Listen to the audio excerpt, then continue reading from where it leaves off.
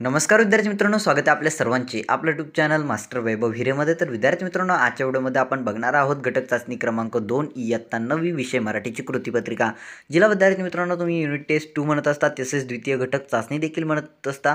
बरेच विद्यार्थीला जास्तीत जास्त विद्यार्थीला घटक चाचणी क्रमांक 2 किंवा घटक चाचणी 2, घटक परीक्षा क्रमांक 2 असं काही म्हणत असता, जे काही तुम्ही बोलता. तर तिची प्रश्नपत्रिका आजच्या व्हिडिओमध्ये आपण बघणार आहोत. जरा बघा विद्यार्थी मित्रांनो, तुम्ही ते हेडिंग वाचू शकता, घटक चाचणी परीक्षा क्रमांक 2 2021-22. प्रश्नपत्रिका जरी 2021-22ची असली तरी तुम्हाला ही IMP असणार आहे, मोस्ट इम्पॉर्टंट असणार आहे, कारण तुमचा सराव अधिकाधिक होणार आहे. जे यामधील काही प्रश्न येऊ शकतात, यामधील काही बरेच प्रश्न येऊ शकतात, काही प्रश्न येऊ शकत नाही. तर बघा विद्यार्थी मित्रांनो, आम्ही ही प्रश्नपत्रिका फक्त तुम्हाला सराव म्हणून देत आहोत, प्रॅक्टिस व्हावी यासाठी देत आहोत. त्यामुळे जरी तुम्ही थंबनेलवरती बघितलेलं असेल की ही प्रश्नपत्रिका येणार किंवा 100% रिअल, हे फक्त क्लिकबेटचा एक पार्ट होता, जो की आमच्या टीम मेंबर्सने केलेला असेल. ठीक आहे, तुम्हाला ही प्रश्नपत्रिका फक्त सरावासाठी आहे. फायनल व्हिडिओमध्ये तुम्हाला कळलेलं आहे. यापुढे तुम्हाला व्हिडिओ बघायची की नाही ही तुमची चॉईस असणार आहे, त्यामुळे कमेंटमध्ये काही झक मारायची नाही. ठीक आहे, चला व्हिडिओला स्टार्ट करूया. घटक चाचणी परीक्षा क्रमांक 2 2021-22 इयत्ता 9वी विषय मराठी कृतीपत्रिका. वेळ दिलेला विद्यार्थी मित्रांनो 1 तास आणि गुण आहे त्यासाठी तुम्हाला 20 म्हणजे 20 मार्काची प्रश्नपत्रिका असणार आहे. यामधील प्रश्न पहिला एक जो काय आहे, प्रश्न 1 अ, खालील उत्तराच्या आधारे सूचनेनुसार कृती करा. तर विद्यार्थी मित्रांनो, पहिला प्रश्न मराठीच्या कृतीपत्रिकेत हाच असतो की सूचनेनुसार उत्तराच्या आधारे सूचनेनुसार कृती करा. सर्वप्रथम विद्यार्थी मित्रांनो, तुम्हाला एक उतारा दिलेला असतो आणि त्यानुसार तुम्हाला कृती करायची असतात. त्या प्रश्नांची तुम्हाला उत्तरे द्यायची असतात. सर्वप्रथम तुम्हाला उतारा वाचायचा असतो, त्यावरती काही प्रश्न असतात, त्याची उत्तरे तुम्हाला द्यायची असतात. बघा, आता इथे उतारा वाचल्यानंतर आपल्याला व्हिडिओला अधिक खेचावं लागेल, म्हणजे जास्तच व्हिडिओ होणार. तरी देखील आपण वाचण्याचा प्रयत्न करूयात आणि जेवढी उत्तरे मला ओरली सांगता येतील तेवढं मी सांगण्याचा प्रयत्न करेल. तर बघा विद्यार्थी मित्रांनो, मैत्रीचा मंत्र सांगणाऱ्या या ऑलिम्पिक सामन्यांची त्यानंतर इसवी सन 1894 साली आधुनिक जगाला आठवण झाली. त्या वर्षी फ्रान्स देशात एक ऑलिम्पिक काँग्रेस भरवण्यात आली होती. या काँग्रेसला अनेक राष्ट्रांचे प्रतिनिधी हजर होते. कुबर्टीन नावाच्या फ्रेंच क्रीडा तज्ञाने या काँग्रेसमध्ये ऑलिम्पिक सामन्यांचे तर बघा विद्यार्थी मित्रांनो, इथे तुम्ही थोडंसं हायलाईट करून घ्या. पुनर्जीवन. ठीक आहे, पुनर्जीवन शब्द आहे हा केले. शरीर संपदा वाढवण्यासाठी, बलसंवर्धन करण्यासाठी आणि प्रामुख्याने देशादेशांतील मैत्री वाढवून त्यांच्यात मित्रत्वाची स्पर्धा व्हावी यासाठी प्राचीन ऑलिम्पिक सामन्यांप्रमाणेच यापुढे आंतरराष्ट्रीय क्रीडा स्पर्धा भरवाव्यात असे ठरले. बघा, इथपर्यंतचा उतारा वाचला. सर्वप्रथम पहिला प्रश्न काय आहे, आधुनिक ऑलिम्पिक सामन्यांचे पुनर्जीवन करणारा तर कोण होता विद्यार्थी मित्रांनो? बघा, आपण इथे हायलाईट केलं, पुनर्जीवन करणारा कोण होता? कुबर्टीन नावाच्या फ्रेंच क्रीडा तज्ञाने या काँग्रेसमध्ये ऑलिम्पिक सामन्यांचे पुनर्जीवन केले. तर याचं नाव लिहायचं आहे कुबर्टीन. ठीक आहे, तर कुबर्टीन इथे नाव लिहायचं आहे तुम्हाला यामध्ये. त्यानंतर आहे 1936 सालच्या ऑलिम्पिकमधील अमेरिकेचा असा मोठा शिल्पकार ठरला. तर बघा विद्यार्थी मित्रांनो, यामध्ये आपल्याला याचे उत्तर इथेच मिळेल. 1996 पासून ऑलिम्पिक सामने दर 4 वर्षांनी वेगवेगळ्या देशांत भरवले जात. या निमित्ताने जगात सद्भावना, समता, मैत्री, बंधुत्व, शिस्त व ऐक्य या भावना वाढीस लागतात. या सामन्यात निरनिराळ्या 21 खेळांची तरतूद आहे. पुरुषांसाठी व स्त्रियांसाठी वेगवेगळे सामने होतात. या सामन्यांच्या व्यवस्थेसाठी एक आंतरराष्ट्रीय ऑलिम्पिक समिती नेमलेली असते. या स्पर्धात भाग घेणाऱ्या प्रत्येक देशाच्या 1 ते 3 प्रतिनिधी या समितीत असतात. या समितीमध्ये खेळांची व्यवस्था त्या खेळांच्या आंतरराष्ट्रीय संघाकडे असते. ऑलिम्पिक सामन्यांसाठी लागणारा खर्च फारच मोठा असतो. हा सर्व पैसा स्पर्धक देश उभा करतात. क्रीडेच्या क्षेत्रात जातीभेद नाही, धर्मभेद नाही की वर्णभेद नाही, येथे सर्वांना समान संधी मिळते. अमेरिकेतील जेसी ओवेन्स हा वंशाने आफ्रिकी खेळाडू 1936 मध्ये बर्लिनला झालेल्या ऑलिम्पिक स्पर्धेत त्याने 4 अजिंक्यपदे मिळवली. तर बघा, जेसी ओवेन्स हे त्याचं नाव आहे. तर दुसऱ्या कॉलममध्ये तुम्हाला जेसी ओवेन्स लिहायचं आहे. जे विद्यार्थी व्हिडिओला प्रॉपरली बघतायत, स्किप करत नाहीये, त्यांना याची उत्तरे, या प्रश्नपत्रिकेची उत्तरे देखील लगेच मिळत आहेत. त्यांना ओरली मी उत्तरे सांगत आहे, ते नोट करत चला, लिहून घेत चला. ठीक आहे, पुढे जाऊया आपण. पुढे काय प्रश्न आहे तो बघूया. त्यामध्ये आता आकृती पूर्ण करा. ऑलिम्पिक सामन्यांतून विकसित होणाऱ्या भावना. तर विद्यार्थी मित्रांनो, ऑलिम्पिक भावनेतून कोणकोणत्या सद्भावना विकसित होत असतात? तर यामध्ये 4 आहेत. इथे आहे सद्भावना, समता, मैत्री, विश्वबंधुता, शिस्त व ऐक्य. यामधील 4 लिहायचे आहे फक्त विद्यार्थी मित्रांनो, जास्त लिहिण्याची काही गरज नाही आहे, फक्त या 4 लिहायच्या आहेत ते मला. ठीक आहे, ओके. त्यानंतर आहे स्वमत. ऑलिम्पिक स्पर्धांचे महत्त्व तुमच्या शब्दांत लिहा.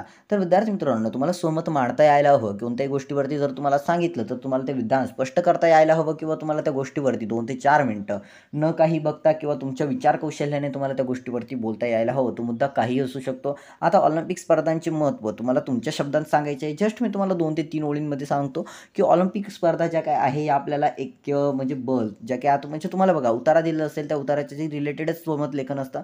तर तुम्हाला उतारात थोडा वाचून त्या त्यावरती मननचिंतन करून तुम्हाला स्वमतलेखन करायचं असतं. जसं की विद्यार्थी मित्रांनो, सपोज आता ऑलिम्पिक स्पर्धांची स्वमत लिहायची आहे, यासाठी 2 गुण आहे तर 4 लाईन किंवा 6 लाईन तुम्ही लिहिल्या गेल्या पाहिजे. तर बघा आता इथे काय आपल्याला 1696 पासून ऑलिम्पिक सामने दर 4 वर्षांनी वेगवेगळ्या देशात भरवले जातात. त्यानिमित्ताने जगात सद्भावना, समानता, मैत्री, विश्वबंधुता, शिस्त व ऐक्य या भावना वाढीस लागतात. त्यामुळे ऑलिम्पिक स्पर्धा ह्या अत्यंत महत्त्वाच्या आहे. यांचं महत्त्व प्रत्येक देशाला समजलेलं आहे. आजच्या सदीत किंवा आजच्या शतकामध्ये अनेक देश आहे जे की ऑलिम्पियाडमध्ये किंवा ऑलिम्पिक स्पर्धेमध्ये सहभागी झालेले आहेत. यामध्ये प्रत्येक देशाला आपापली जी काही संधी आहे, आपापले जे काही नॉलेज आहे किंवा आपापले जे काही त्यांच्यातील कला कौशल्य आहे ते त्यांना सादर करण्याचा इथे संधी मिळत असते. त्यानिमित्ताने प्रत्येक खेळाडूमध्ये किंवा प्रत्येक प्लेअरमध्ये जे काही तुम्ही बोलता त्यामध्ये सद्भावना असते, समानता असते, मैत्री असते, विश्वबंधुता असते आणि मेन जर बात आपण किंवा एक महत्त्वाचा मुद्दा म्हणजे त्यामध्ये शिस्त व ऐक्य देखील असते. म्हणजे फक्त तुम्हाला 4 लाईन तुम्ही तुमच्या स्वरूपात मेन्शन करू शकता किंवा मांडू शकता. त्यानंतर आमध्ये खालील कवितेच्या आधारे सूचनेनुसार कृती करा, आकृतीबंध पूर्ण करा. त्यामध्ये आहे रणांगणावर जाणाऱ्या बाळासाठी आईने केलेल्या कृती. बघा विद्यार्थी मित्रांनो, आता तुम्हाला कृतीवरती म्हणजेच कविता दिली आहे त्यावरती प्रश्न विचारले गेलेले आहेत. बघा आता तुम्हाला वाचायची आहे ही कविता. बाळ चाललास रणा घर बांधिते तोरण, पंचप्राणांच्या ज्योतींनी तुझं करीत्या औक्षण. इथून तर विद्यार्थी मित्रांनो, धन्य करी माझी कुस ए विजयी होऊन, पुन्हा माझी हाताने दूध भात भरवीन, अशा पद्धतीने. सर्वप्रथम काय प्रश्न आहे तो वाचूया. रणांगणावर जाणाऱ्या बाळासाठी आईने केलेल्या कृती. तर विद्यार्थी मित्रांनो, काय केलेल्या कृती आहेत? चाललास रणा घरा बांधिते तोरण, पंचप्राणांच्या ज्योतीने तुझे करीते औक्षण. या 2 कृती तुम्हाला तिथे लिहायच्या आहेत. त्यानंतर आहे विद्यार्थी मित्रांनो, आकृतीबंध पूर्ण करा. आई या थोर स्त्रियांशी नातं सांगते. तर विद्यार्थी मित्रांनो, आई कोणाशी नातं सांगत आहे? Just okay. तर यामध्ये आहे विद्यार्थी मित्रांनो, जिजा आणि लक्ष्मींशी. ठीक आहे, आई जी काय आहे ती जिजा आणि लक्ष्मींशी नातं सांगत आहे, हे तुम्हाला लिहायचं आहे. त्यानंतर आहे तुम्हाला धन्य करी माझी कुस ही विजयी होऊन, पुन्हा माझ्या हाताने दूध भात भरविणे. या काव्यपंक्तीतील भावसौंदर्य स्पष्ट करा.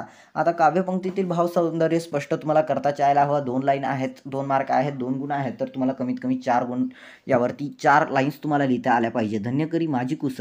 आता विद्यार्थी मित्रांनो, जर माझं बाळ किंवा माझा मुलगा आहे, सपोज तुमचे आईवडील आहे, तुम्ही काहीतरी म्हणजे तुम्ही काहीतरी शिक्षण घेतात, त्यानंतर तुमच्या आईवडिलांनी तुमच्यावरती अफाट पैसा उडवलेला आहे, म्हणजेच अफाट खर्च तुमच्यासाठी त्यांनी केलेला आहे, अफाट वेदना त्यांनी सहन केलेला आहे. तुम्ही काहीतरी चांगली नोकरी लागले शिक्षण घेऊन, तुम्ही काहीतरी चांगली जॉब वगैरे करताय, तुम्हाला 50 ते 60 किंवा 1 ते 1.5 लाख रुपये पेमेंट आहे पर मंथ. तर त्यांच्यासाठी ते एक समाधान असणार आहे, त्यांचं आयुष्याचं कल्याण किंवा सार्थक तिथे होणार आहे.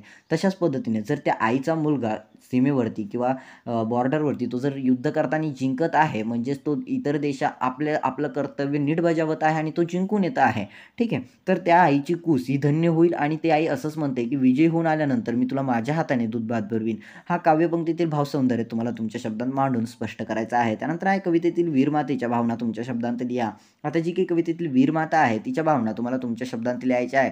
तर विद्यार्थी मित्रांनो, कविता वाचल्यानंतर त्या आईच्या भावना किती असतील किंवा कशा असतील हे तुम्हाला समजलेलं आहे, त्या तुम्हाला तुमच्या शब्दांत लिहायच्या आहे. जर आपल्या शब्दात लिहायला गेलं तर कवितेतील जी आई जी काय आहे ती अगदी प्रेमळ आहे किंवा ती अगदी मोठ्या मनाची आहे असं तुम्ही लिहू शकता, की आपल्या बाळाला ती देशाच्या रक्षणासाठी सीमेवरती धाडत आहे किंवा पाठवत आहे. आणि एवढंच नव्हे तर ती तिच्या मुलाचं औक्षण देखील करत आहे.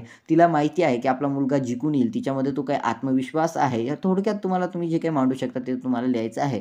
त्यानंतर आहे भाषाभ्यास. आता यामध्ये प्रश्न 2 दिलेला आहे, अलंकार. पुढील ओळींतील उपमेय उपमान ओळखून लिहा.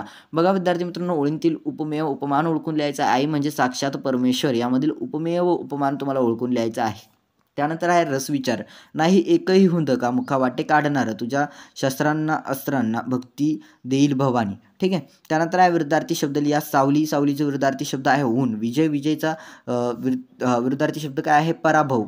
ठीक आहे. अशा पद्धतीने तुम्हाला लिहायचं आहे. बघा विद्यार्थी मित्रांनो, अशा पद्धतीने ही द्वितीय घटक चाचणी क्रमांक 2 इयत्ता 9वी मराठीची कृतीपत्रिका, मराठीची प्रश्नपत्रिका इथे समाप्त झालेली आहे. ही व्हिडिओ जर तुम्हाला आवडलेली असेल तर या व्हिडिओला लाईक करून, चॅनलला सबस्क्राईब करून ऑल नोटिफिकेशनवरती सेट करा. जरी प्रश्नपत्रिका मागील वर्षाची होती, तुम्हाला फक्त सराव व्हावा किंवा तुमच्या काहीतरी युजफुल व्हावी, तुम्हाला याचा अधिक सराव व्हावा किंवा तुम्हाला एक परीने ही प्रश्नपत्रिका तुम्हाला कामी यावी, कुठेतरी हिचा फायदा व्हावा, यासाठी आम्ही ती पोस्ट केलेली आहे. जर व्हिडिओ आवडलेली असेल तर नक्की या व्हिडिओला लाईक आणि चॅनलला सबस्क्राईब करून ऑल नोटिफिकेशनवरती सेट करा. या महिन्याच्या आत तुम्ही आमचे 50,000 सबस्क्रायबर्स